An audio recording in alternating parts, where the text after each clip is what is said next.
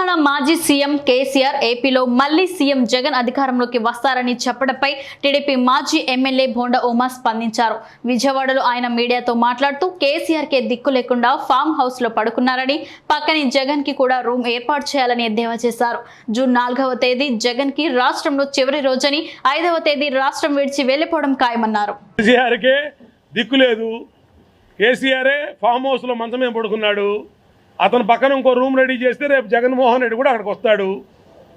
అక్కడ అధికారంలో లేనటువంటి వీళ్ళిద్దరూ కూడా చింతపిక్కలు ఆడుకుంటారు. ఇద్దరు, ఒకవైపు కేసీఆర్, ఒకవైపు జగన్మోహన్ రెడ్డి.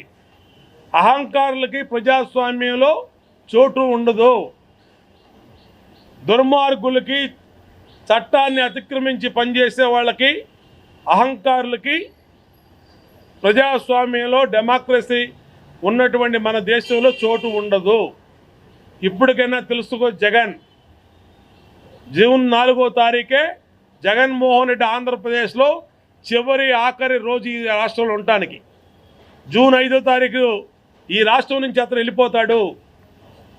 ఇది పక్కా. కేసీఆరా, కేటీఆరా, ఇంకొకళ్ళ రాసి పెట్టుకోండి. నీకు అభిమానం ఉంటే నీ పక్కన ఒక రూము మీ తమ్ముడు జగన్మోహన్ రెడ్డి కేటాయించు.